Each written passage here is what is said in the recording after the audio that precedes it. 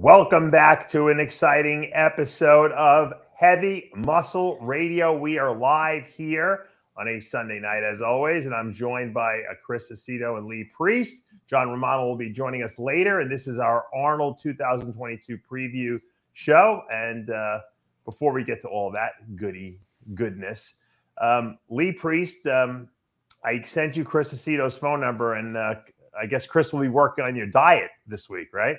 Your transformation diet? Can you show me that conversation live on here where you tell Chris, hey Chris, you're doing Lee's diet, and Chris writes back, come on, fuck you, Dave. I really don't want to do this. Can you show the actual conversation? I can tell you the conversation. First call out at the Olympia. We're going right to the Olympia, Dave. Yeah. Chris said you're going all the way. It can't be any worse than when Kamal, when I met Kamal after hadn't trained in 5 years, and he, belly and just like he got Kamal the Olympia victory at almost 50 years old. Where's my pens? I'm going to write this out for Chris now. Hate fish, hate broccoli, hate beans. I really, after all these years, I hate chicken breast. So what can I eat? I'm going to say you're on steak and carrots. You could drink isolized protein all day. Dave, you know how politicians get on a hot mic? We'll be on a hot mic one day like this and say, oh my God, Dave Lee in that lying small cycles. He was on like 5 grams a test, just bridging. He was bridging for the last 10 years, 5 grams I wanted to ask you this question. Oh, we're live? I've been meaning to ask you this question, and I've forgotten it. Before I forget it again, you remember when DeMeo was doing, when Connolly got a hold of him for Metrex? I think it was back in 93, and then DeMeo did the Nationals in 94. Yep. Connolly claims, and so did DeMeo, and I don't know if they made this up. Only you could verify this because you were doing his diet, that he was drinking Metrex 5 or 6 times a day, shakes, while he was getting ready for the Nationals. No, not true? No. Okay. Jay, Paul liked tuna. Paul was a tuna fan. He loved tuna fish. It's funny, Michaels don't eat much tuna. Yeah, because, we were all broke at one time, right? Yeah. Everyone went with tuna, and then, brown tuna, white tuna, and he always used he used to love tuna. He'd put salsa on it. No. Did he have 5 metric shakes? No. I used to have tuna in a pot. I used to put tuna in a pot and just add tomato and onion and just heat it up and then eat it. Sounds good. I first went on my maybe second date with my ex-wife, Barbara, she came to my house, and my typical meal, like you said, Chris, was tuna in the can. I used to get the solid white, which cost about 20 cents more per can, and I would make a big thing of brown or white rice, and I would mix the tuna into it, and I'd put soy sauce on it. That was my thing, rice and tuna, because no one ate fat back then. It was just all protein and carbs. Yeah. And so she comes over.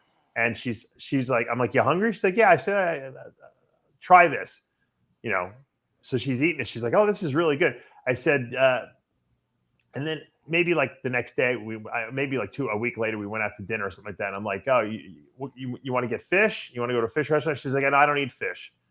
I said, well, I made it for you the other day. You ate it. She's no, you made me tuna.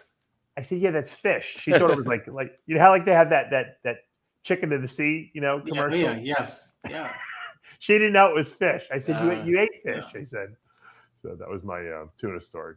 And then when I was in prison, I was eating 7 cans a day of tuna. You wouldn't. That used to be 5 metric terrible. shakes. You couldn't get the 5 metric shakes. Yeah, I couldn't get the metric shakes. Except the tuna chicken chunk light, which is disgusting. Yeah, the chicken in a can was terrible. Oh, terrible. Remember chicken in the tin? That was like, oof. Oh, yeah.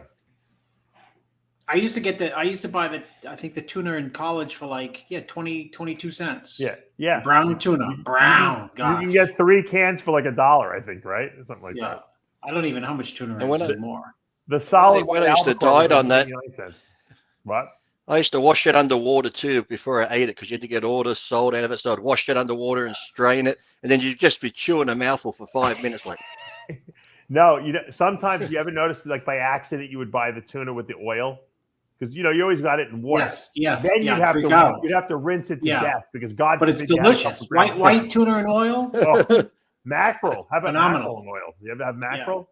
Yeah, Bob Gruskin had all those, Dave. Mackerel and mackerel in oil is the best. Oh. God. When I was younger, I used to have sardines on Weight Watchers bread. I tried, Lee. I can't eat those. They're just too fishy. I can't eat it either now. But when I was younger, I could. But now I listen, Dave. My wife was away with sardines. My wife was away with the 2 youngest kids, and my 2 oldest were with me here, and I didn't go grocery shopping. So you're digging through the cabinet. No, what they found is sardines, and you know what the sardines were up there from? When COVID first hit, we just cleared out the grocery store. Oh my God! I thought you were going to say from like 1982 or something like that. Yeah, they're still fresh. Hey, but that people on the news here, as you know, because actually we've got floods here at the moment, but the floods are on the news. But everyone's coming down on Putin in this war. But of course, you brought up COVID. No one has thanked Putin for getting rid of the coronavirus because I haven't heard a word about it for the last 2 weeks. So thank you, Putin, for getting rid of that virus. I don't think the Russians allowed it into the country. I don't think they have any cases over there. Well, it's gone worldwide. It's not even on the news here anymore. It's disappeared. Yeah. Well, they said Putin was isolated, so he went extra crazy the last 18 months. So I think he was crazy since Bush won. Since Bush 1 misread him and said, I looked into his eyes and I saw a man of God. I said, this is called a con artist. Yeah. Wasn't he the head of the KGB? So, yeah. Man of God. Yeah. Anyone that goes against him gets their poison tea and dies of cancer. Who was that one guy just last year or two that he poisoned and died of guy cancer? running against him, Navarov? He looked like he went from 50 to 90 in a day and a half. Yeah, and then there was those other 2 who died. Oh, she survived. I think her and her father. They put it on the doorknob or something, and yeah. the best line of the whole Ukrainian-Russian thing was the U.S. offered. I think Biden offered the president over there to get him out of the country. He's like, I don't need a fucking ride in your car. We need ammunition here. Can you please send over some ammunition? I don't want to leave. I want to defend my country here. Can you send us some guns? So that was the greatest. Biden would have been like, I'll be on the first plane out of here. I'm going. Yeah. Biden would have been out of there in 3 seconds. Did you actually see? I watched a documentary. I think it's Sweden, because they're always worried about Russia coming in because is it on the Baltic Sea or somewhere where they play all their war games and do stuff. But Sweden has enough bunkers underground for their whole population that they're built in case nuclear attacks come, and they're given books. Everyone has books on how to survive nuclear attacks and shit. I think they've got enough bunkers. No one's surviving if any nukes are going off. So they'll go underground, and it'll be like one of those movies. They come out a few years later. The problem is you can't come out for 20 years. I don't think anyone has that many supplies down there. So look, you'll come out after. I always wonder. You know what I sardines. Wonder? When I think about these bunkers on the ground, I always say to myself, all right, if you're going to stay in here for even let's say a year, which is still outrageous, where the hell do you poop? Where do you get rid of the waste? No one's got a toilet bowl, 30 feet down. Where's all the waste? Don't they have those? Don't they dig those real big holes, and they have that stuff you put in a compost toilet where it eats it up. Can you imagine how that must smell after fucking a week? Oh my God! I'm not worried about pooping. I'll just be worried about locked underground in a bunker with the wife and kids for years. If I had any weapons, I'd be putting it to my head. I'd be coming out early. I'll take my chances in the radiation zone. Yeah, exactly. Yeah, exactly. I'll be like, just take me, Lord. Let's before we talk about the Arnold Classic, obviously, which is the big event coming up this weekend. Chris will be there with John Hansen covering it for RX Muscle. And Ralph Noble will be shooting pictures for us. But I want to talk about obviously Bostin Loyd because obviously he unexpectedly died on Friday, and I think it was a big shock to a lot of people. I knew this phone call was going to be coming. I knew that I just had a bad feeling because he had just been his health had been declining, his kidney function wasn't good, and when people don't usually die of kidney failure. Chris, you know this. They die of the complications that are associated with it, usually some infections or from dialysis. He wasn't doing dialysis, obviously, or heart attacks because blood pressure is not being maintained properly.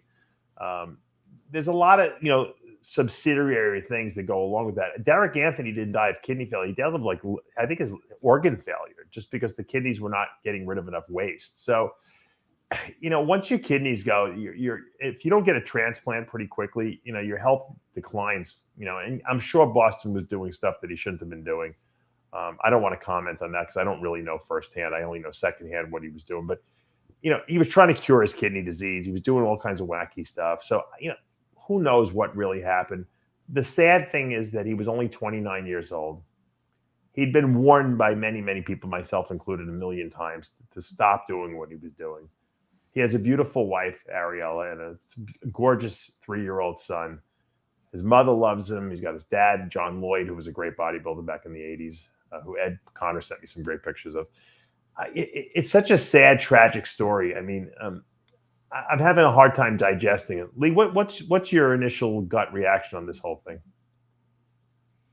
Well, it's like I said, years ago, I used to always say that, sadly, something's going to happen to him, because when he would talk about the amounts he used and stuff, I just said it's unnecessary, and always have said that large amounts like that are totally crazy and unnecessary to take. But whether he was just one of those guys who didn't believe that and thought more was better or pushed the envelope and stuff like that, he's just, I don't know, I never got it. Like I said, I tried the 800 once and I felt really sick from using 800 milligrams a test and went back to 4. 4 was my point. Even, like I said, when I get ready for Olympia, and I might do a combination of test and a bit of stanozol and D-vol and then clenbuterol. I've just taken 4.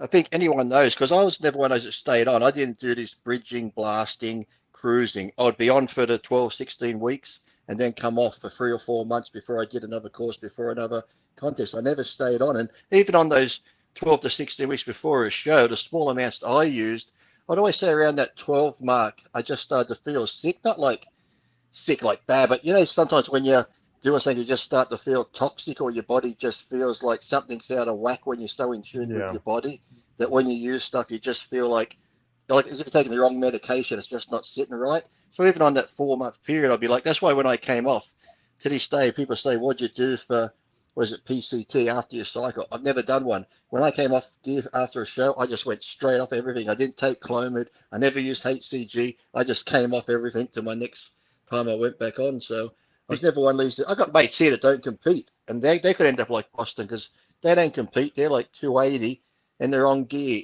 for like 6-8 years straight, large amounts, never come off, because they say they just want to be big. I'm like, I don't get it. But you know what, Lee? The guys like that you just mentioned, those guys don't die. They don't have kidney failure. Yeah, they may have some complications later in life because they're, they just didn't take care of themselves, maybe. But I mean, to die at 20, under 30 years of age, you have to do a lot of abuse. Mm-hmm. I mean, we're not talking about like doing like cycles a couple times a year, even, max cycles. We're talking about like seriously pushing a lot of substances. And Bostin was not shy about it. He was, he would tell you right to your face what he was taking. Was he into oils and that sort of stuff too, or that sort of thing? Or? He would try anything basically, and experiment on himself, which is, even doing dangerous stuff just to see how he felt and, what it did to his body. And, you only get one body, you only get one chance at this. If you destroy, what God gave us, you ain't getting it back. You might get a transplant, but once you start going down, once your body starts failing, you can't recover from that. So but I watched I saw some, like, was it a couple of months ago, when, or could have even longer now, when it came out, what stage 5 he was in and stuff. And on Leo's podcast, when you talked to Leo about some of the stuff he was still taking, I was just like, why are you still taking anything at all? I remember when he should have been on zero, nothing. Right, exactly. Yeah, was it Henderson? Was it Henderson Form? Was it, which one had the kid, Don Long, when Don Long wanted to make a comeback after he had everything? I'm like, why? It's like you said, you got one body, to give it a second chance. Why tempt fate? Look, train. If you love training, I understand. Okay, us bodybuilders have this mentality, we love to train, it's in our blood, but you can still train and still look good. Yes, you might not be this freak and have all this muscle, but you can still look in decent shape. And if you got a good name in the sport like Bostin did, I guess I'm going to say a bad name, but he had a following, so he could have still made a living. Money. He was making money. Yeah. So he still could have made a living without having to be huge and have the muscle. Just the personality side of him, he could have still been in the sport. And I just saw on another show that is it Anton, whatever his name is, had a calcium score test. What's going on with him? And they said his calcium score came back is 99%. In that 99%. Yeah. So Well, I didn't say it's blocked, but the calcium's in the 99. It's high, that's not so good. he's That's got not good. That's not good. Yeah, Rich Gaspari had a very high calcium score, and he got a stent because of it. So thank God. I'm glad that Antoine went and got tested, though. A lot of these guys, Lee, wouldn't even go get tested; they would just drop dead of a heart attack. So, well, it showed the clip that he's talking about getting it fixed, but then going back to doing the thing in the butt. It's like, because he's like, what, 300 pounds? In defense of what he's saying, a lot of times guys have a genetic predisposition. They may have one little artery clogged. If they can put a stent in that, then a lot of times that's okay. But then you have to really watch your diet. You have to take the right nutritional supplements and maybe even some prescription meds, because some people just have a genetic predisposition to lay down calcium. I want to go to Chris because I didn't get your opinion, Chris. How are you digesting this whole Bostin Loyd scenario? Well, it's one of these things that, how surprised can we be? Bostin came up, he came on the scene, Dave, like when YouTube was just getting started, right?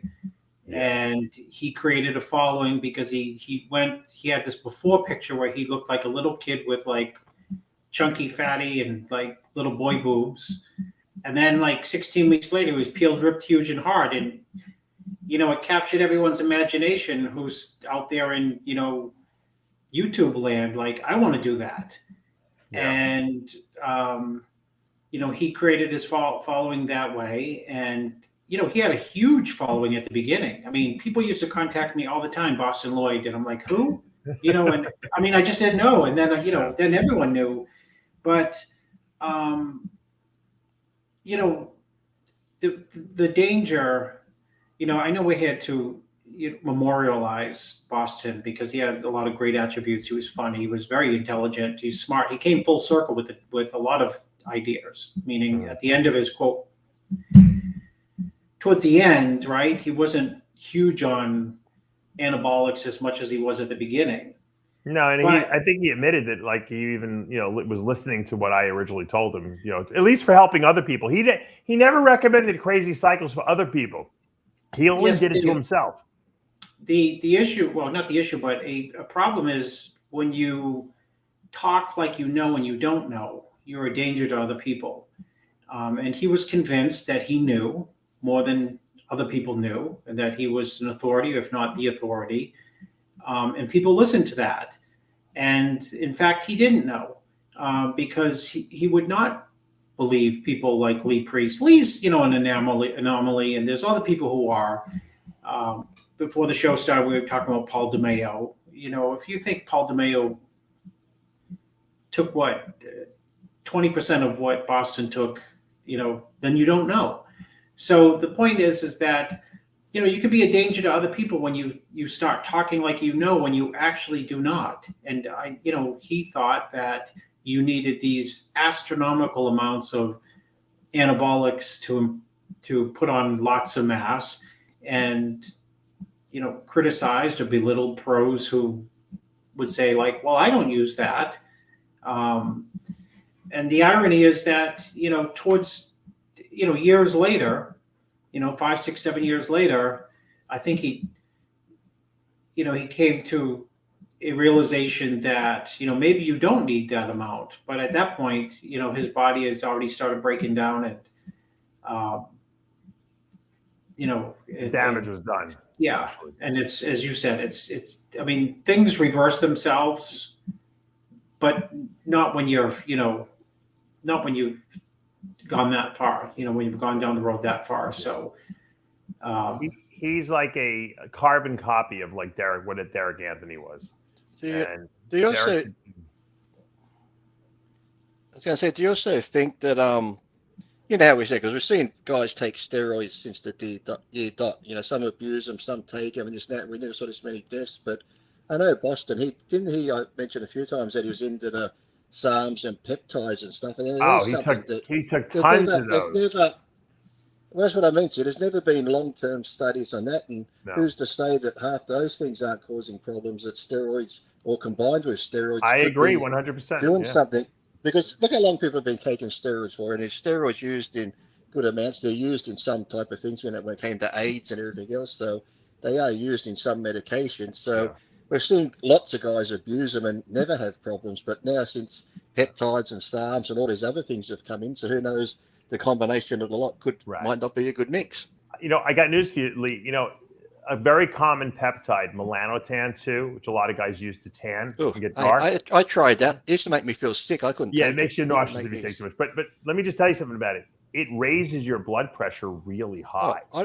I'd get red. I'd go red and bright and get hot flushes. The flushing is one thing, but if you check your blood pressure while you're on it, and I didn't know this either. I used it for a little while just to see, just because I liked the tan it was giving me. And I took my blood pressure and I was like, what the freak is going on here?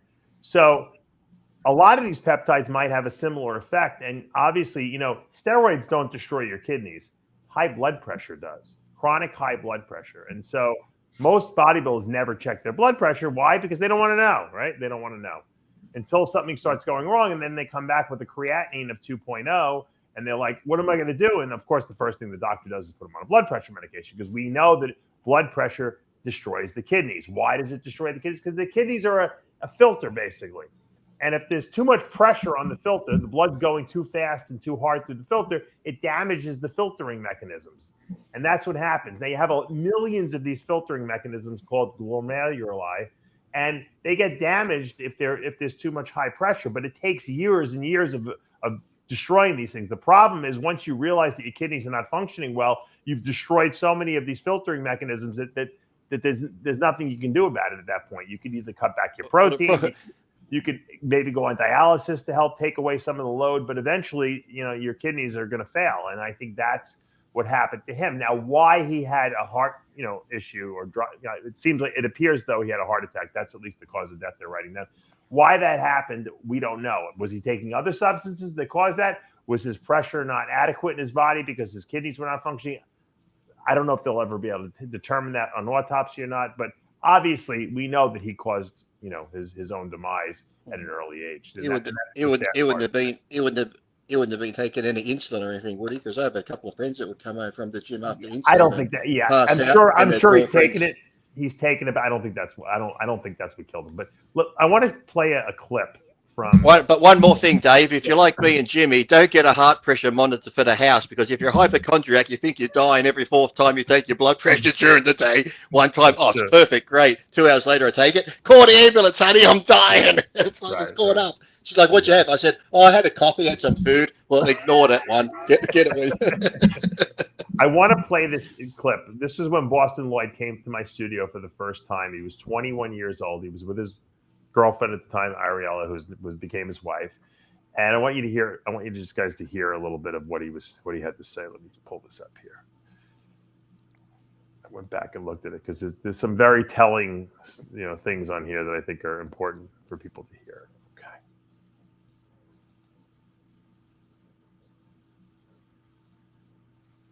Let's see if don't blow up the computer here. You're going to get that virus warning pop up again. I know.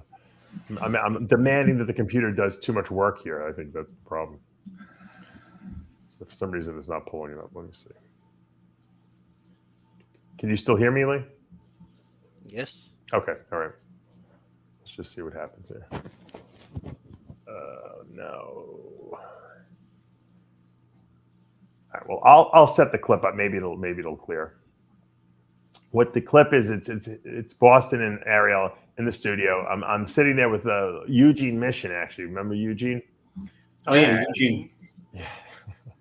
And I'm asking Bostin all these questions, and Eugene looks like he's never heard anything like this in his entire life. It's so crazy for him. Oh my God! I think I'm gonna have to reboot this thing. Hold on. Not letting me. All right, just keep talking. I think you froze Chris, didn't you? Chris is frozen. No, I just haven't moved. Keep talking. I just haven't moved, Lee. You're very good at playing possum. Chris would be good at that game. Remember when you're young and you're in the backyard and you walk up behind someone, they turn around and go spotlight, and you got to freeze. Oh yeah. It's funny. You guys played that in Australia. Now nobody nobody goes outdoors anymore. It's so funny. My friend Matthew is overseas in Sudan. He's in Sudan. He's been sending me these videos. He's in the village and he's playing with all these young kids, pulling them around on rope on dirt, and they're laughing. I said, imagine kids here in America playing these games in the dirt. They'd be like, hitting you on the head with the piece of wood. They'd be like, what the hell is this shit? Get me a PlayStation. It's always funny when you look at these countries and islands like in Fiji and that, people that have the very least seem to be the happiest in life for some reason. I don't know why. Of course. We can have everything and kids. The more you got, the more you want. That's what it is. Crazy. Right? Yeah. It's like bodybuilding. The more you got, the more you want. You're right. You're right. Lee, you look crazy. You look crazy. I'm not big enough. Exactly. Now, my plan is, Chris, just to keep what I have and get in condition. That's what I want to do. All right. I think I got it here. Hold on. All right. Let me play this. Give us the year, Dave. So. Okay, I'm gonna look right now. Hold on. Boston. This was 2018. Look at Dave. No, you know what?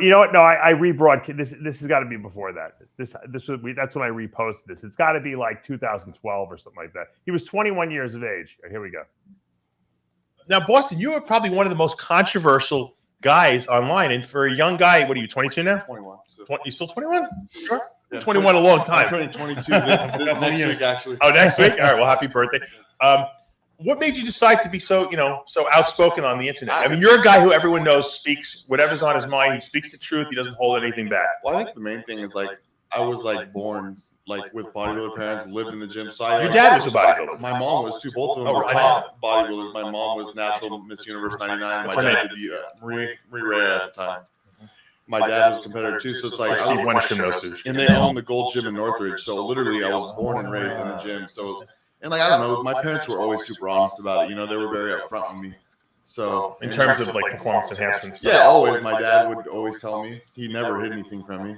So I mean, I don't know. I just grew into it, and that's I see a lot of kids getting lied to, spending money. I used to spend money on GNC supplements, $1,000 a month. And it's to me, it's that's what I try. It's I don't want kids. Rather than go spend their money on chicken breasts than buy garbage supplements that are not going to do them any well. Right. When did you start working out? At what age? Well, I started at 6. I started doing guest posing. Oh, with your dad? No. He was like you, Lee. He did guest posing with his mother at 6 years old. He was very funny, Dave. Yes. Just the matter of factness of that. Yeah. I started competing at 6. Yeah. Yeah. I like the blue hair. I went through a blue hair stage. I found places each. I'm trying to find one quote that really struck me. But I must say, what is very rare, if that was that long ago, and him and Ariel were together back then, you don't see that in bodybuilding. People together for that long. It was just. Yeah, but was it real though? That's the problem. Maybe 6 a day. You guys are not hearing me play the video in the back, do you? Are you? Yeah. Oh, you are. Never mind. I don't want to through Dave, it. I asked him a question. I said, Boston, he was right in front of his girlfriend. I said, what's the one thing you're the most passionate about in life? The one thing that you love more than anything in life? And he said steroids. That was his answer. And it's a haunting metaphor really for his life, because he was, one thing about Boston is the kid was the most honest person I've ever met. He might not have told you things that were correct, but in his mind, that was the truth. And he was not afraid to say the truth, even to his own embarrassment. He would say his penis was small or something like that. He was so brutally honest that it was almost uncomfortable sometimes to hear him talk about how honest he was. He couldn't lie. There's very few people I've ever met that cannot even fib. They can't even tell a lie just to make, just to get through the story type of thing. He's just so brutally honest. And I think really that was what was so refreshing about him. And I think that's really what attracted people to him. The fact that he was like an open book. Yeah, David, he was funny. He was the king of nicknames and Trump was number 2. Yes. Yeah. Right? Yeah. Yeah. Unfortunately, a lot of people he made nicknames aren't alive to even to joke about it, He had nicknames for everyone. There was an exchange I remember. I don't know if it was it on our show, Lee, where him and John Meadows were going at it, or was that on Instagram? Don't know. He was saying to John Meadows, when I get to be your age, I'm going to be loaded, or something like that. And John Meadows says, you're never going to make it to my age. And ironically enough, both of them are not here, So it's So do you think John was waiting at the pearly gates and went, "I told you so, Boston"? The two of them are probably working out right now together. They're probably best friends. we were kidding around before the show. We were saying, Chris is like, "What do you think Nasser would do when he greeted Bostin Loyd at the pearly gates?" I said, first of all, Nasser and Sean Roden probably would have been best friends because Nasser would have felt like Sean was railroaded, and Nasser always championed the person who was being persecuted, And Nasser, he Nasser probably would would have have thought been Boston was out of his mind, Nasser would have been standing there looking over God's shoulder at the book going, "What are you letting him in for? Do you know what he did? He should not be here." Sends him downstairs. Downstairs he goes. Downstairs. Nasser would have thought Boston was an imbecile, but he would have then asked him what his cycle was, right, Chris? Yeah. Okay. He was like, God, no, not him. Why you let him in? No. You are a cretin. You don't have any intelligence. But just I've seen Milos Sarsev's book, but I'd like to see your cycles. Yeah, out of curiosity. That's what be saying. Elevators over there, basement level for you. Go down. Yeah, NASA would have like a job as the greeting committee. Ask for Lucifer when you get there. Tell him NASA sent you. That's right. It's very sad. There's a GoFundMe campaign. I want you guys to, if you check out, let me pull it up here on my Facebook. That's the thing too. I saw someone post it up too, and people were bagging, going stupid again because they said, Boston was against GoFundMes and stuff like that. It's like, well, it's not like Boston's doing it. Yes, Boston would rag on people for GoFundMes, but it's like I tell people, you do not have to donate. If you disagree with any type of GoFundMe, you don't have to give money. No one's twisting your arm to give money, so ignore it. But some of the stupid comments are just ridiculous. Let me tell you something. Once you die, you lose the ability to make decisions anymore. So Boston might have thought it was really stupid, but you know what the truth is? His wife and his son won't think it's stupid when they have some money in the bank to help pay for his funeral and pay some of the bills. Because Boston originally didn't have health insurance. I know he got it, but he had a lot of medical bills, from what was going on recently. So his family definitely needs the money. That's his father, John Loyd, over there on the right, and obviously his son and his wife. So if you guys, can donate, that would be great. If you don't have it, even if you have $5, do what you can do. They're trying to raise 25,000. They're up to a little over 15,000 right now. So that'll at least pay for his funeral and all the expenses that are associated with that. So. I met his, when I was in the hospital with getting my shoulder done, I was up in Tampa, and that's where Boston kind of lives, right outside of there. And he came and brought me some Chinese food with his mom, and his mom was posing for me. I kept thinking of Boston and his mom like Lee and his mom, and Boston, that was the kind of guy he was. He was just like a good-hearted guy. He came there to see me and cheer me up a little bit, and we were laughing and. The food sucks in the hospital, so he brought me some, Chinese food. I'd give him a little Chinese food order, and we had a good time. And so, I have nothing bad to say. Within the last year, Boston's, I don't think his brain was thinking so clearly. When you start getting toxic, like from kidney failure, you make very bad decisions, and you start doing things that are not smart.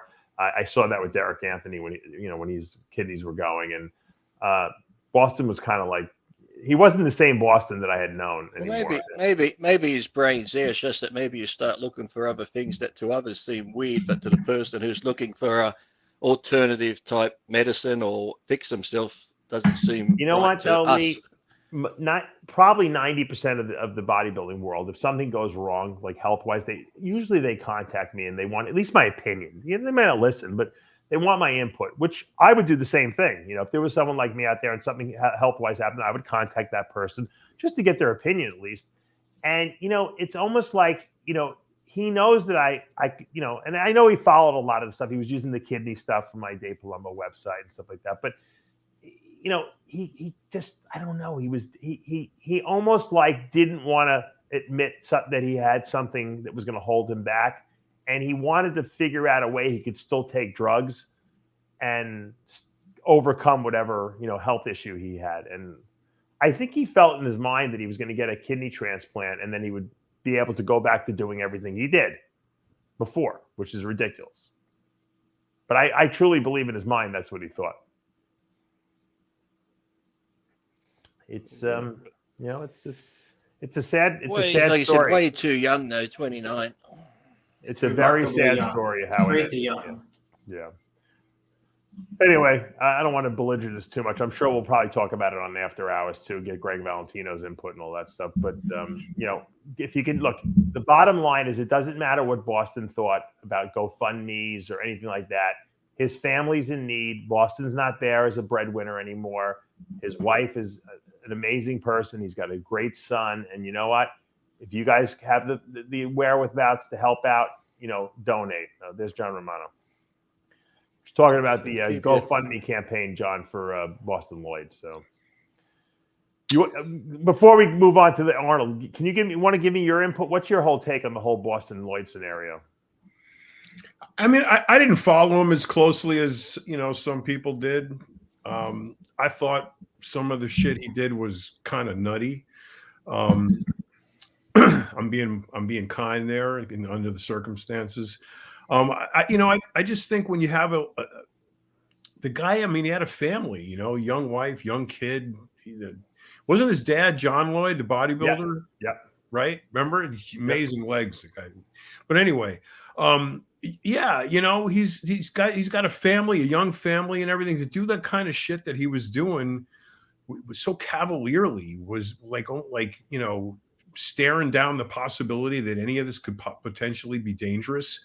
I just thought his whole attitude towards what he was doing was really reckless, and this is what you get.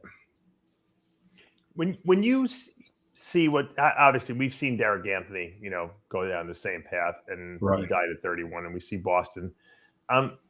You know, I start to worry about other guys that like are doing like crazy experimental stuff, you know, and the first person that comes to mind, I just had him on the show, was Tony Huge.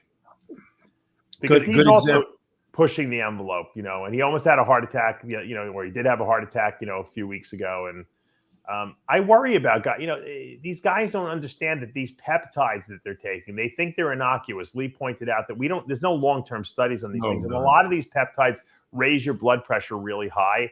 And that's obviously what damages the kidneys a lot. So there's no safe drugs out there. Everything has side effects and ramifications. And when you stack them together, you know, 10, 20 of these things, who the heck knows what's going on? You know? Well, you know, I think I want to take some, you know, responsibility for some of the, you know, cavalier attitude towards some of this stuff. And Chris remembers back in the Duchesne era, you know, we were all, you know, human lab rats doing shit that no one else had done. And, you know, it was for experiment's sake, for knowledge sake or whatever. I mean, no one else knew what to do with this stuff, and that's how we came up with stuff like metformin and clenbuterol and, you know, shit like that. But I don't think there was never a kind of like, I'm staring death in the face and fuck you, Grim Reaper kind of attitude about it. It was like we were trying to figure shit out. These guys, I think, are just trying to push the envelope or make a, you know, kind of a caricature for themselves on Instagram or, you know, TikTok or whatever. And it just becomes a very sort of insidious ball of, you know, of eventual doom that you're winding yourself up into. You know, your body cannot withstand just repetitive hammering away at whatever system you're attacking. Eventually it's going to give in. You may get away with it for X amount of time. Someone else may get away with it for another amount of time, and they're maybe not quite the same, but at the end you're going to fuck up the machine, you know? And so I just want to wait. I just want to draw that distinction. What we did back in the day was we were just trying to figure out what to do, you know, and if these things that we read about would work and, you know, put kind of credence to them. These guys knew what these things were. They knew what they did. And they, you know, a la Dr. Tony Huge, you know, any of these other guys that, you know, push the envelope like that, that's what they're they're just doing it to push the envelope. They're not doing it for any purported gain in our knowledge other than now we know what kills you. Yeah. Lee, do you think too? I was thinking, yes, okay, we could say steroids kill it. They might not. What dosages, we don't know. But you think too, if we go back to the 80s and the 90s type era, a lot of guys were competing more. Yes, competing more, you do take drugs, but I'd always think competing more, you're eating cleaner for those amount of time. You're doing lots more cardio. Now it seems some guys now are just taking a shitload of gear. Most of them do just one show a year. So majority of the year, they're bulked up at this heavy body weight, pumping all the gear into them, doing no cardio whatsoever. So I'm thinking maybe when we competed more because we had to diet down more, we ate a bit healthier. We did cardio. Yes, we used drugs, but what's worse? Sitting around 300 for 9 months of the year on your ass all day, pumping the drugs in, doing no cardio, or doing a couple more shows using less gear. So it's like, it's a good point, Lee. What you're saying is that the stress on the body, it's not really necessarily the steroids, but the actual what you're demanding of your body at that body weight might be. Yeah, and like I said, you're staying at, if you're staying at that 300, 280, 290 plus for 9 months of the year, and you're just eating, gorging yourself with food. Right. Yes, come contest time, you drop your body weight. Yes, you're still using a bit of gear, but you're doing cardio maybe twice a day. You're eating cleaner food. The weight's lighter, is what you're saying. There's less strain on your body. And you're taking insulin and getting more, calories in and getting bigger. And look how many guys now, even Nick Walker's young and he's 25, 26, and he's just already going down to one show a year.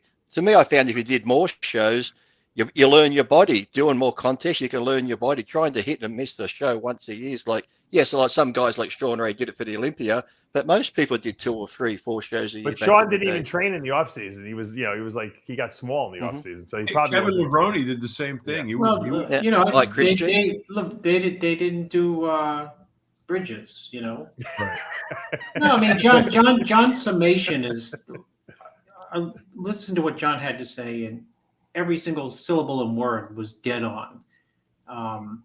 And included in that was the idea that people now just, even if the dosages are not crazy high, which they usually are, John, there's a bridge to death. Yep. Because the bridge is never coming off. And you know what? You can look left, you can look right. And, Sean Ray and Kevin Levrone are good examples. And there are other people out there, back then, but they're not around today, where people shrunk. Nobody shrinks anymore. It's like everyone is huge all year round. Right. The whole idea behind cycling, Chris, was to give your body a break. It's to cycle, for God's sake. Just write in the word. Yeah. Yeah, exactly. It's to you can't. John was perfect on that point too. Is you can't hammer a system, whether it be a heating system or in an apartment building. Right. It breaks. You know why it breaks? Because it's the dead of the winter. It never stops. The heating system from December it's on, and it goes right on till like the end of April, and it always breaks even though it's new. Why? Yeah. Because it never ever gets a chance to stop. Right. And that's a big part. That is a big part of the 2022 bodybuilding, very, very problem is that people never take a break. And you know what? The person who wants to take a break won't take a break because he looks at John Romano, and John Romano's up 20 3 weeks after the show and looks crazy round. He's like, I'm not taking a break. Right. You think Romano's taking a break? I'm chasing Romano. Right. No, you're right. Chris, don't you think also that they get wound up in kind of like a bigger and bigger snowball of stuff? It starts off with, tren and sustenance, and then there's an AI, and then there's a glucophage, and then there's GH, and then there's insulin, and then there's vanillin sulfate, and then there's peptides and glucose disposal agents, and next thing then painkillers and estrogen blockers and anticortisols. Next thing you know, you're taking like 37 things, and it started. I think it's also. It started out with just tren and sustenance. And you know what? I think it's also too. I was going to say it's also too. You said, John, the internet with the Instagram, that because before when we would come out the magazines, would have all our photo shoots done. So during the year, you could look shit. I'd get heavy, or you could get small. But the magazine photos throughout the year, you still look great. Whereas now, I think half these people are too scared to come on social media looking shit or looking small. People are going to be like, "Oh, look how he looks now. Look at him. Look at any bodybuilder now to post a picture. If they're not looking like their contest shape, people are like, oh, look how he looks. He's never going to do good in the next That's why contest. Ramy posts pictures from 5 years ago on his Instagram. Yeah. Yeah, but even look at people that post up their pictures. Everyone just dogs them, and then come day show to go, oh, he looks fantastic. Even, was it Rough Diesel or whatever his name was before the Olympia? Yeah. I think when he put up his pictures, even 2-3 weeks out, people go, oh, he's not going to be hard enough. He's not going to be hard enough. Day of the show, they're like, oh, he looks fucking fantastic. You know what? People are so cynical that. Yeah. It's just crazy. The social I'm media tell you now. what depicts our whole culture right now. I went on YouTube to watch a video on one of, I'm looking for old videos of Boston, and you know how commercials pop up. This fucking commercial for this, and I've seen this like a few times now. I'll show you how to make your own steroids. This, I don't even know what the kid's name is, and that's how it starts. Follow me. Come to my fucking site. I'm going to teach you how to make your own. I mean. YouTube is banning. I mean, Lee Priest says you're an idiot to some guy, and they ban his fucking account. This guy's paying for ads on how to make steroids, and that's the first thing I see when I open a YouTube video. I mean, that's the message. When you said what depicts our world on YouTube, when I go on YouTube, I see a cat playing a piano. I'm like, wow, and it's got like 1 million views. The cat playing a fucking piano. I said, that's what depicts our world today. That fat lady with the Chewbacca mask got 135 million views. Unbelievable. And people are worried if their arms are 18 inches. Who cares? If you look a bit smaller, look, if you're not in contest shape, put on a Chewbacca mask and just laugh, and you get the views until you get back into shape again. There you go. All right. Well, guys, once again, if you feel up to it, go to the GoFundMe page and donate to Boston's GoFundMe. All right, I want to switch gears now. I want to talk about the Arnold Classic a little bit. We had another guy drop out just recently, Cedric McMillan. Chris, I know you're not working with him, but do you have any insight on what's going on? I heard he had chronic hiccups. Is that? No, the irony, Dave, is I just reached out to him like 3 days ago and said, I'm going to be in Ohio. If you need anything, let me know. And, because I love Cedric. And Cedric said, yeah, I'll be there, but I'm not competing. And I asked him why, and he said hiccups. He's had that issue before. And I had asked Troy Alves because Troy had hiccups. Yeah, he called me once on that. Yeah. Troy had the hiccups for right after I spoke with Cedric, I said, let me find out from Troy what he did. But Troy had this weird hiccup thing before competition for like 6 weeks. Yeah. Like you just hiccup all day long. Really? With nonstop? Nonstop for 6 weeks. You know what I found? It was a lot. What was his problem? Did he ever figure it out? Yeah, the doctor gave him an antibiotic and an antacid. I don't know. That's what he told me. Indigestion, you're right, causes a lot of times hiccups. Really? But you know what? I'll tell you what causes the indigestion. Trenbolone. I have a lot of clients. It never happened to me because I never really took a lot of it. But I have a lot of clients that take Tren, and it absolutely messes up their digestion. It gives them acid reflux. A lot of times chronic hiccups. But the cough. It's a central nervous system stimulant. It agitates your central nervous system, and a lot of people, it causes tremendous anxiety too. A lot of people can't sleep at night. But one of the side effects that is almost intolerable is this indigestion and chronic hiccups. All you got to do is stop the stuff. Take that off the book. There's Lee's cycle. He just took Tren off so many it. drugs out there that, I don't know what the problem is. If it bothers you and you have hiccups, you stop taking it. That's all. But that was my point. What I was making with Chris a minute ago about the snowball effect of all the stuff that gets sucked into your sphere of use, And so how are you supposed to just say you're taking 37 things and you're just going to randomly say, oh, it's the trend? You never know. That's the problem. I'm just saying, I know it's the trend because I've taken it away from people and fixed the problem. That's why I'm putting it out there. That makes sense. But I'm just saying in the grand scheme of things, these guys are taking so many things today. You know what, John? These guys, though, are afraid. They won't even stop the trend. They'll be like, I could tell him it's the trend, and a lot of guys will be like, I can't stop. How am I going to compete with that trend? Well, guess what? No one used trend back in the 80s, 90s rather, because there was no trend around. We used Lee's point was right on. It's they got to be photo ready every day. You know, you got to be ready to be on. You got to be on Instagram every day. You can't. I want Chris really high too. I want Chris to know someone's going to freeze frame that paper that you put across the screen. They're going to zoom in on it and see exactly what's on it. That's why I put it fast.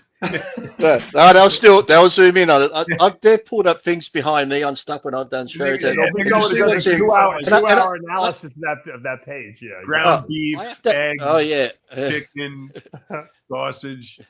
Broccoli. Is there anything you won't eat, Lee? No, fish. I will eat fish, but I'm very. If I have fish, I always like burn it in the pan because I like it crispy, and I don't like the fishy flavor. Burnt fish. Is there more calories in burnt fish? No, I'm pretty easy. I'm pretty easy on eating. The main thing is I'm sitting on 99, 100 kilos now. So if I can try just keep the muscle I have and get in shape for my transformation. So what? I missed what's going on here. Lee is doing a transfer. Lee is now working with Species Nutrition, right? You know, and he's doing a transformation. And Chris is doing his diet. I'll be giving him the supplements to take and the regimens. And we're going to get Lee in the best shape of his life. And if he wants to compete after that, that's up to him. I'm leaving it up to him. Best shape of my life, or if I die, Dave killed me. One. That's what it is. Well, Lee, if you die, I'll start a GoFundMe for your wife. Okay. Who's prescribing his drug? His cycle. Chris is doing everything. I'm not doing that. Chris is doing. Oh, okay. Yeah. Okay. Well, I don't like trend. He's got a Mexican sponsor, John, I think. Anyway. All I like is I like Test, D-Ball, and Deca. Can we just stick to those? There we go. Why not? If you can't grow on Test and Deca, just you know. Chris, that's what Dan used to say. Because if you don't grow on Test on Deca, Bob Gruskin used to say it. Bob Gruskin used to say, if you can't grow on Test, you just can't grow. A lot of my contest. You're not gonna. A lot of my contest preps was Test, Winstrol, and 1 Anadrol a day just to keep me full to last 4 weeks. That's the Chris Aceto method right there. Yeah, he loves that. Yeah, that Anadrol the last few weeks is a good keeps you full. Yeah. And people go, "Oh, Lee, you can't take that, or you can't take D-Bol. It makes you hold water." I said, no, it makes you hold water in the off season, you dickhead, because you're eating McDonald's with it. I said, it's not the drugs making you hold the water, it's the food. If you're eating clean, you're not going to hold water. I wonder if these guys, I wonder if they actually think that there's this bladder, between the skin and the muscle, and it like inflates and deflates with water. It's like, what is going on in their head where they think that shit? Oh, if I take D-Bol, I'm going to hold water. Yeah. I'm going to get puffy. No, they'll take test propionate, even though it hurts like a motherfucker. They're swollen. I hate test prop too, Chris. They can't take propionate because they're going to hold water. Yeah. Right. Meanwhile, testosterone is testosterone. Take that off the list too. Never made it on. The only drugs I like a lot. I like the drugs that you only have. It's either Winstrol I won't put on there because I only like the drugs where come Monday is shot day. And I don't have to have another shot day to next Monday. They're the ones I like. You're a lazy. You're like Jimmy the Bull. He's like that's lazy. A 1 weeker. A one a weeker. Yeah, 1 a weeker. I just don't like. Well, when I first started using Winstrol, it used to be you got to have it every second day. Have every second day, and it'll clog up, and then you do the B12.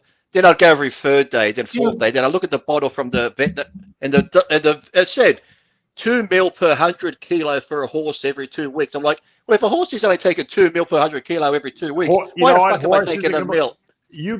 I had a guy who trained horses. If you give a horse 50 milligrams of equipoise, if you do it more than every 2 weeks, the horse goes insane. Their receptors for anabolics are so and bodybuilders don't. 50 milligrams is like a joke for a human. Lee, the 3 stupidest words in bodybuilding. You got to. Yeah. You're right. I wouldn't even take even Prop when I did use. I didn't like it because, like I said, I get this cork and people go, "You got to have it every other day." It hurts because the strength dies off. I'm like, no, I just have it once a week. I can remember Monday once a week. I'll have a shot of Decade and a shot of Test on Monday, that's why. And I won't see the needle again. And And the D-bowl, the most I went up to was 50 milligrams a day. I found my best was around 25, 30 milligrams a day of D-bowl, and that was good for me. Okay, so Chris, you taking notes on this? Yeah, Taking notes, Chris. I just know he doesn't like. All I heard is test and Winstrol. A little bit of Anadrol. That's it. Yeah, but see, the original Winstrol V was not micro finely. The particles were big. You had to use a 20. Oh yeah. 21 inch, either a 20 or yeah, a but 21. you could, John, you could tell it was real because you could shake the bottle and see the little sparkles. Yeah, so it was like glittery, like cocaine. It was. The saddest look on my face used to be when I'd put it in and I'd start pushing. I'm like, it's going in. No, I ain't going in. No, it ain't. Oh, and it stopped. And I'd push and I'd push and I'm like, Explode. and then the thing would pop off. Needle in the arm, syringe in my hands, squirting all over the place. I mean, but remember, imagine you gotta go every other day or sometimes every day with a 21 inch, 20 inch, 20 gauge or 21 gauge pin. That's a freaking framing nail. John, let me explain to you. You don't know the Jerry Scalisi trick, which probably came from Bob Grushkin. Dave, for sure. You draw it up. You're gonna say, Dave. You don't mix know. it. You draw it with a 22 gauge, and then you draw like a half cc of oil-based testosterone in there, and you shake it up like salad dressing, and then it goes. The oil lubricates the tip; it goes right through. Yeah, but the particles are you still got to use a giant pin. No, you don't. You can do it in a 22 easily. No, you can even get it through a 23 gauge, probably. Winstrol V, like the original Winstrol V. You got to have like oil with it. Yeah, the oil is the key. Really? Yes. Yeah. You'd be happy to know. You'd be happy to know when I was 19, my very first 6-week cycle at DECA, I had 1 shot a week for 6 weeks, and I dreaded it because my mate used to give it to me with an 18 gauge. That's like that's like Pelletier using the preloaded syringe. You remember those sustenance? Oh yeah. It was like a 12 gauge on there, and he was like harpooning 18. himself with it. 18 was like a core sample, yeah. And I'd be bent over like this, waiting for it in the glute. And as soon as he put his fingers there, as soon as he touched me, I'd be like, he's like, I haven't done it yet. I said, well, don't fucking scare me like that. Jimmy harpooned himself once with that thing. Only once, I think he did it. He said it took a core of muscle, like it was like he took like a. It was like sticking a knife into you because the angle of the cut of that needle was so like severe. It was dull, it was dull. The needle, but it was like this long. It was a centimeter before you actually got the round part. You could actually see the opening, John. Yeah, you could look through. You actually under 18 gauge, on the 18 gauge, even when you look at the needle part, you could see like the needle end of it, the way it was cut and stuff. It was so. The only time I used an 18 gauge is when Dr. Blau drained my chest after he did gyno surgery. He shoved it in there like 100 miles an hour and went whoosh, and pulled out like 20 cc's of fluid. He has the roughest bedside manner. He's very good at what he does, but he's rough. Yanking stitches out, with the give me that yank or the gauze. Remember the gauze was all like coagulated in. No, but after the one piece that's stuck in the cut, it's all coagulated, Oh, yeah, and they got to pull it out. Connected, and he just rips it off. Yeah. He almost pulled my my heart out when he pulled it out. But, all right, now back to the Arnold Classic. Yeah, we got to talk about this. Thank God there's only 9 competitors to talk about, but that's what it's not here yet. It's not here yet. It might be 6 by the time it gets. Brandon Curry was, I think, at Bev Francis Powerhouse Gym the other day. I don't know if you saw that. From the photos I've seen, he's going to be hard to beat. He looks huge. He looks enormous. He does look gigantic.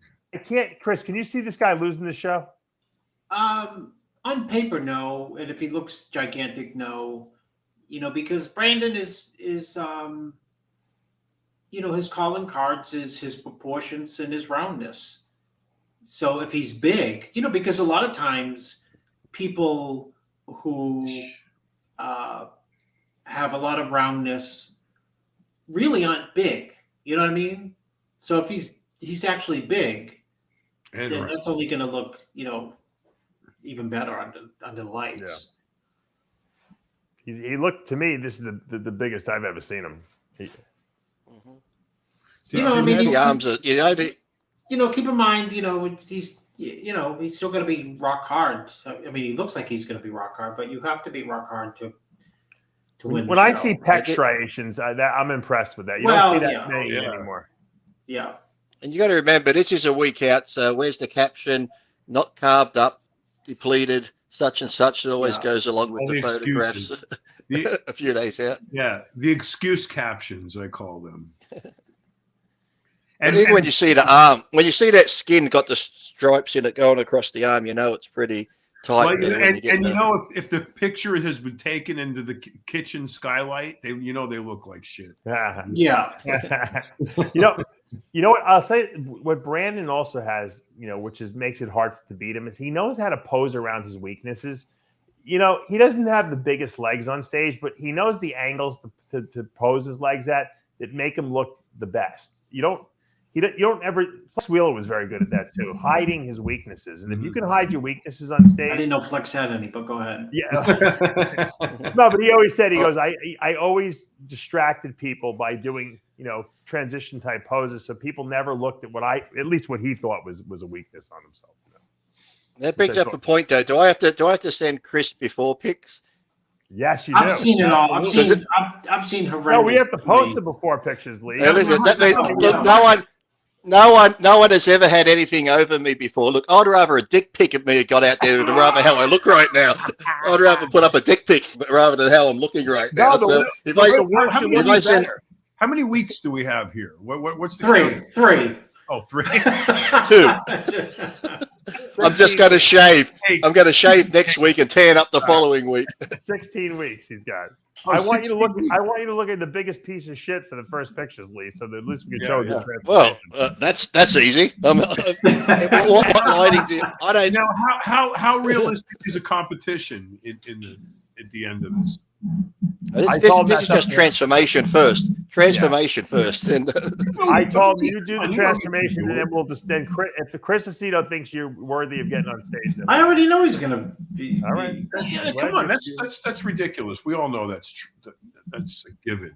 We all know he knows how to diet and follow a diet, and be coached and all of that. With the lighting, with the lighting for these pictures, I don't have any fancy lighting in my house, so you're going to get just shit. Yeah, you can't use no filters on the pictures. Look, I got highlight. What about look? This is the light here. Look on a fan. How's that? You could go outside, Lee, and take pictures. There's nothing good for that. Go in your driveway or something like that and take the pictures. The neighbors will see me and go, look at the fruitcake across the road posing in his driveway. What contest would you do, Lee? What's that? What contest would you do? The Olympia. What else? The Masters Olympia in 2023. No, we're gonna get it. I think we should get him on a 212. Venice Beach. Venice Beach show. Yeah, but you're Mr. Universe. You can't. You gotta go up. No, I think what he should do is he should do like a 212 show first as a warm up, and then do the Masters Olympia. In the IFBB 212 as a warm up. Are you kidding? They're gonna really? Why not? 212, Dave. You said Dave. Dave, I'd rather thing, John, to happen to the IFBB probably in 10 years. Does Mannion know about this? No, well, we haven't. He hasn't made it. He just learned. Hi, Jim. I just talked to Jim on his birthday, so I'll bring it up to him on this next. You'll bring it up. We have the same birthday. Yeah, it's true. Anyway, all right, let's go back. Let's just finish up the Arnold because we're already over an hour. I know. I got to go to sleep, so I got to take the kids to the school tomorrow. So Brandon. Brandon. Look, I've got my stress cap for when I diet already. Look, I got to squeeze it when I stress. Don't die on us before the transformation's over. Don't even kid like that, Dave. Yeah, William Bonac. He can be dangerous, that guy. He's almost beat Brandon, and he has beat Brandon before at the Arnold Classic. Yeah. Not the Brandon that we've seen in the last 2 years. If he can come back, if he can come back with the fullness he had a year or two ago before he had those little injuries that he said, I could see him being top 3 because I think the last Olympia he lost a bit of that fullness, he said, due to some injuries. But if he can come back like the 2017 Bonac and 18, I think he could be. I mean, who really can beat Bonac if you think about it? I mean, aside from Brandon in this lineup. Well, nobody has his true thickness. No. I mean, his true thickness, like Lee said, if he's full. Right. And I think he's been full. I think it's odd. Like this past year, he was not full, but he looked great. Mm. The year before he was full, overlooked, and looked great. The year before, the first year Brandon won, that was the year he was like not full. So I mean, I agree with Lee. If he's got a lot of roundness, I mean, he's the type you can come in just full, and that's probably good enough because the judges will say, well, that's what we like, full. Because I mean, the criticism has been, we want to see you rounder. The criticism is not, we want to see a glute strided. They've been strided like every single show since he's been competing. His hamstrings are always, super sharp. His back is always super sharp. Right. I think he's a wild card. I mean, the contrast can't be any greater between him and Brandon, which is why, like when Brandon first won the Arnold, a couple of years ago, it was so close because they had, such different physiques. Obviously, Bonac has got more of a power look to him. He's shorter. Brandon opens up more in shots. He's not as truly dense and muscular as I don't think as Bonac is when Bonac's at his best. But it might be that in certain poses he looks better. Like I think I said it 2 weeks ago when we started to talk about the show. The front double and the back, the front double and the front last spread, first two poses, those are Brandon's best. So, once you're in a judge's mind, you're kind of behind from the get-go. Sometimes it's hard to catch up. Chris, can we see Steve Kukla crack that top three here? I mean, this is him 13 days out, supposedly. He's got the size and structure, Steve Kukla is an A version of Reagan Grimes. In other words, what do you mean by that? Well, he's just older with more muscle maturity because he's been training longer. But they're both tall. They're both wide. They both have great structure. I think Steve has better quads, obviously. Yeah.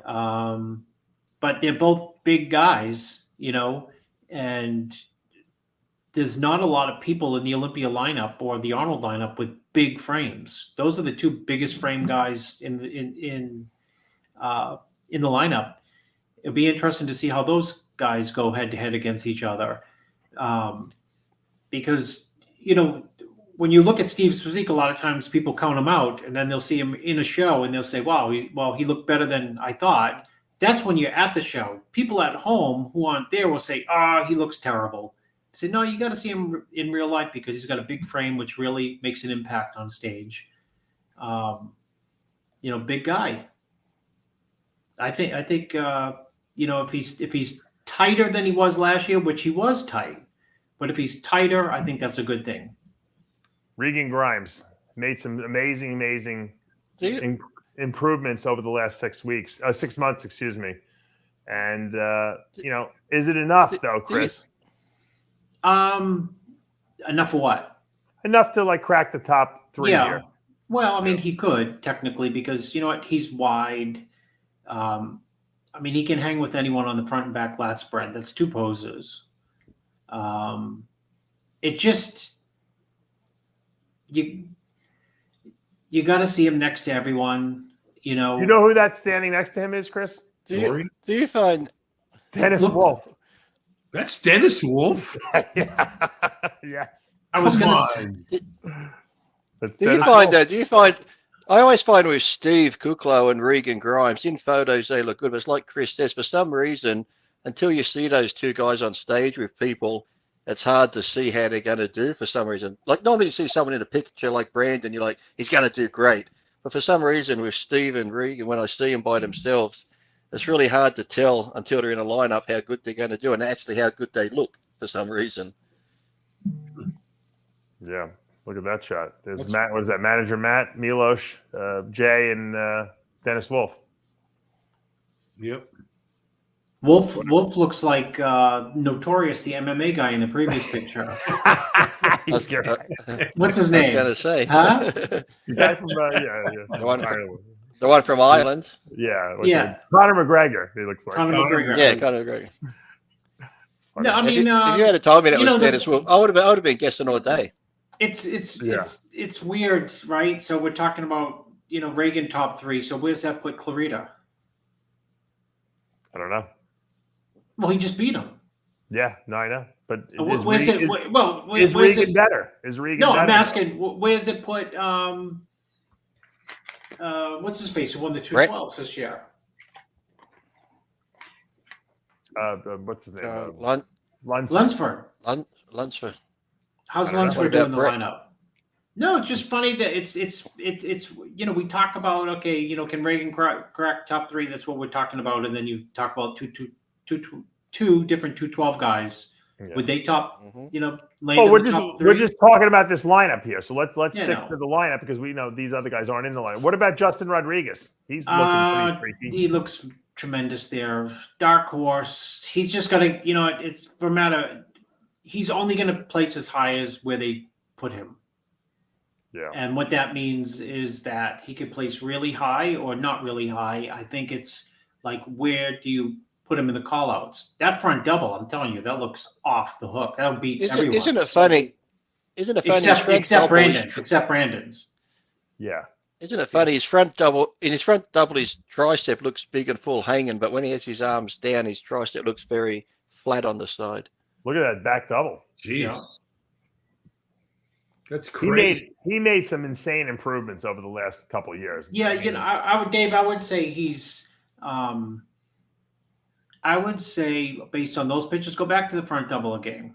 Imagine if you turned to because I'm a filter expert. Is it shoulder Jimmy there? Yeah, that's filtered. But yeah, if his legs have come up, his midsection has come down. He's in better condition than he was at any show. Looks like compared to last year. And I think what hurt him last year at the Olympia, his midsection was washed out. Yeah, really bad because he was in shape. He just had like nothing from in the midsection area. I think it just killed him. So looks tremendous here. I think that front double bicep is really dangerous. His back double looks pretty darn good too. Do you like when guys hold their elbows so high? I feel like it narrows their lats a lot. No, it does. It works for him, but it's ridiculous for other people. Yeah. Yeah. Most people look weird. If you look at Dorian Yates hit that front double bicep, his arms are like completely, like this, or Lee Priest for that matter. Yeah. You never see like up here, I don't know. Well, he hits it like Roden and Victor. Yes, your Roden hit it like that too. You're right. Yeah. Let's talk about Chris. What do you think about Brett Wilkin? I think he's. I'm redundant on the stupid dark horse. I'm saying everyone's a dark horse. There's only 9 horses in the whole race, for God's sakes. He's a darker gray horse. It's a gray area. I think. Yes. When's this picture taken, Dave? This is a non-filtered picture, so that's really the way he looks. I guess this isn't recent. Which takes balls to put up a non-filtered picture because people put up I think based on what I see right there, he looks good and he's freaky shot. Well, I think there's condition there, there's size there. Huge. Look at how those front delts tie into those pecs. That's pretty impressive. His arms are big. I mean, his arms are gigantic. Yeah. He's I was too busy trying to work out was he in a classroom, a garage, or what's the ladder doing in the background? What are we looking at? Oh, the body. I think that's Armbrust Jim, right? Yeah. He's very impressive. He's. I mean, they're going to let him fight for his placing. It looks like he's going to be in tremendous condition. Yeah. Meaning they may work him and not let him beat people he might be able to beat, but I think they'll give him a fair shot. That's 9 people, everyone's going to get a fair shot. There's going to be people, believe me, guaranteed, people who are going to get a chance. Justin Rodriguez will get a chance to stand in the middle. Yeah, I think so. Brett Wilkins will get a chance to stand close to. Reagan, they will put him in the middle just to see, because he's tall and wide, and the same thing for probably Kuklo, and guaranteed they start out with Brandon in the middle. Next, what about Samson Dowda? It's a good lineup with only 9 people. Another dark horse. He looks impressive there. Yeah, I don't think his back has come up enough, but I think Dave. I'm just gonna say, you know what? When he brings his back up, then I'll finish the sentence where he's going to place. Yeah. But he's made tremendous improvements. He's got fantastic, probably the best body up there in terms of just wow. That's a great looking physique. Wow factor. Yeah. Just right tie-ins and small waist and big shoulders and big quads and big pecs on the side chest, which works for him on the side tri. But I think his back, is going to hold him back. And it's a show about nitpicking, and that's what they're going to nitpick him on. That's filtered to hell. God. Yeah. That's how I'm sending my pictures to you, Chris. Just if I can only figure out that filter, I would be fucking really happy. Hey, right? Dave, in not the ones I send to Chris, but the ones in 16 weeks, you better filter them like that for the transformation. Yeah. Because I'm actually going to look exactly the same, but you got to use filters to make me look different. Yeah. So what I've taken away from this is that come the Arnold Classic, we got Brandon in as maybe the winner, and from second down, we haven't got a fucking clue. They're all dark horses. Dark horses. Right? Hey, what about Max Charles, Chris? Where does he fall? He's a dark horse. Good point, John. Good point. The back detail is, a lot of people are going to have better back detail than him. I think so. I'll give you an example. Is like Reagan's width and condition from behind. On his, he's got a lot of detail in the back. Bonac, right? Yep. So it's going to be a great show because there are only 9. Lineup. We only got 9 guys, but it's really tough. It's not a slouch line. I actually like when there's small lineups like this with good talent. Mm-hmm.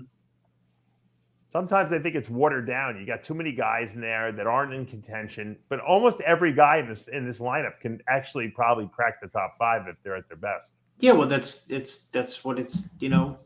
It's a game of contrasts. Yeah. Well, is it going to be live? Who's putting it out live on the internet? I believe there's a live broadcast. I got to sign up for it because I won't be there, but Chris will be there live watching it, so that's even better.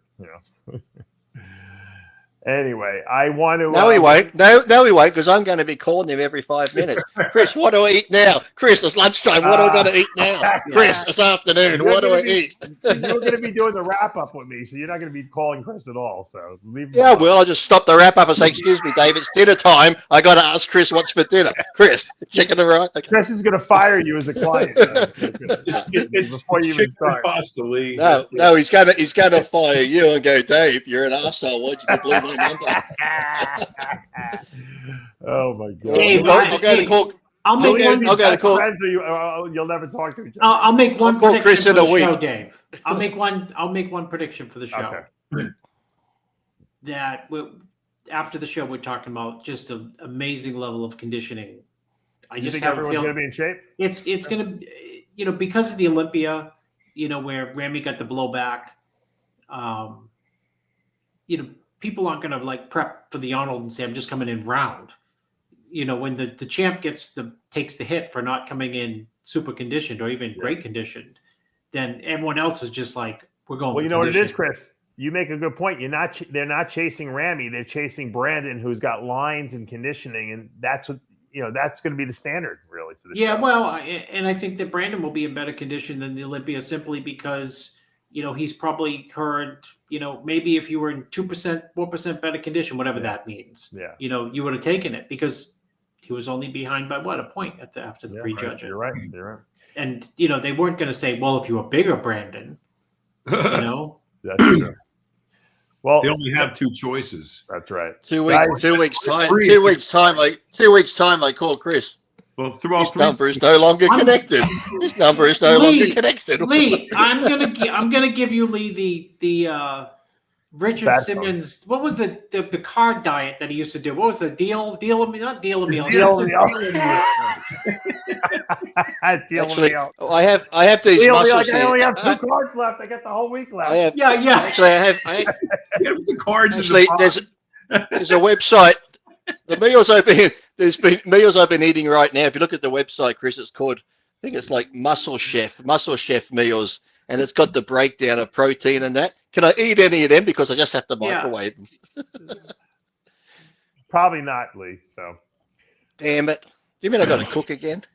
You got to start cooking. Chris, you got to tell me. No, you know, Chris, Lee, when you get hungry, you love to cook. It's like part of the process. Oh yeah, for sure. It gets you like. Yeah, I do. Yeah, but the only problem is I'm eating while I'm cooking. I'm eating shit food, and then when I eat the chicken, I don't want to eat it because I've already eaten the cardboard chocolate while I'm cooking it. When you're dieting your ass off, you can take a potato and put lemon, pepper, and salt on it, and think you are a cook. And it tastes delicious, doesn't it? You tell people, I made a potato today. And I bet if it was on a restaurant, if it was on the menu at Morton's, they could sell it for $40. I remember dieting, eating rice cakes, dieting sometimes, and I put a little bit of honey on the rice cake, and I'd be like, "This is the greatest thing ever." I used to say when I stopped dieting. I used to be like, when I stop dieting, I'm going to keep eating this because it's so great. The day I stopped dieting, I threw every fucking rice cake in the bin. But while I was dieting, it was the tastiest thing ever. I'm like, this is fantastic. Do you remember when the sugar-free strawberry jam came out? Oh yeah. Oh yeah, all that sugar-free, man. That changed everything. I rice cake with a spoon of that on it was like. The problem was it wasn't carb free. No one realized that. It was just sugar free. Exactly. That's when I got Paul Delet on the Edam's fat-free chocolate cake before the Olympia. I just buy one. You try to sabotage Paul, and he just got better at eating all that junk. Well, the thing was, I'd buy it all the time and would eat it. He goes, "Did you have yours?" I said, "I ate mine." He ate his. As the contest got closer, because I get up early, I'd throw mine in the bin. He'd say, "Did you eat your chocolate cake?" I'm like, "Yep, I ate mine." He goes, "Okay, well, I better eat mine." And Paul just got more and more freaky looking from it. Unbelievable. All right, funny. We got to wrap this up. Once again, if you have the ability to do it, go donate to the Bostin Loyd GoFundMe campaign. I want to send my condolences out to his wife and kid and his family. Obviously, he'll be greatly missed. And I'm going to try to do a best of Bostin Loyd show if I could pull some old clips from all the TV shows he was on. Also, this weekend is obviously the Arnold Classic. And make sure you subscribe to the live stream. We'll have Chris Aceto, John Hansen out there, and Ralph Noble covering that show for us.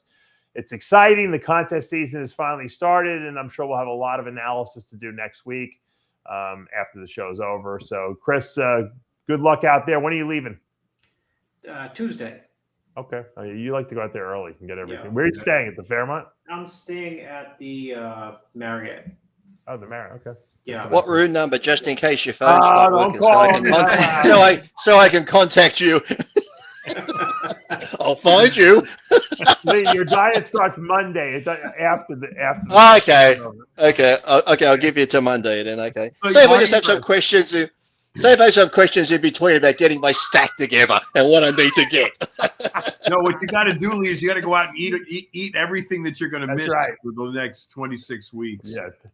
Isn't that the shittiest thing though? When I used to do that, it's just like, okay, I got to start dieting. There it is. The only problem is whenever I had to do that before, do it again, Chris. He's going to freeze it. For $9.95. He's going to freeze it. 3 easy payments. You can at least cycle. But you ever notice when you go to diet another weekend, like you have Saturday, Sunday, you know the diet starts Monday, and I say I'm going to eat everything I can. I never fucking felt like anything. I'm like, I don't feel like that, don't feel like this. But come Monday, it's like, I never feel like it. You feel like you haven't eaten in 10 years. You haven't eaten anything. Yeah, I know. It's crazy. It's Murphy's Law. We always know what it is, John, is we all want what we can't have. That's really who is Murphy anyway? You want it. I want to know who Murphy is. I don't know who he is, but he's right. He's that fucker. And what was the best thing before sliced bread? They say that's the best thing before sliced bread. Well, what was it before sliced bread? I want to know if anyone can tell me. It was challah bread, where they used to just rip pieces off. That was right, before rip it sliced off. bread. All right. You know what used to be good was you get the loaf of bread, rip the insides of the loaf of bread out, and you put hot chips in it. Nice. Like French fries inside the big Inside the open big bread. hollowed out Is bread. that on the diet? Is that on the diet, Chris? Can you add that? The bread with chips inside. It's carbs. Shut up, Dave. This is between Chris and I. All right. That's it. As we say every week here at Heavy Muscle Radio, with Heavy Muscle Radio, the truth hurts. Good night, everyone. We'll see you next week. And so does my diet.